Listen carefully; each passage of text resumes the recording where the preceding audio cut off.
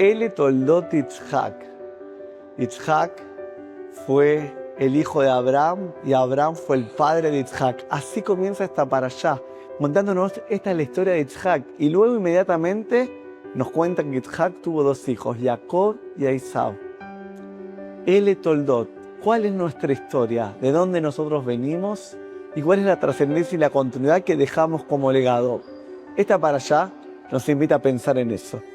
Aquí cada uno tiene su propia historia. ¿Cuál es la huella que está dejando? ¿Cuál es el legado que está construyendo? Y acá justo, donde estamos en esa trascendencia y continuidad de legado, es lo que hoy nos preguntamos también en este Shabbat.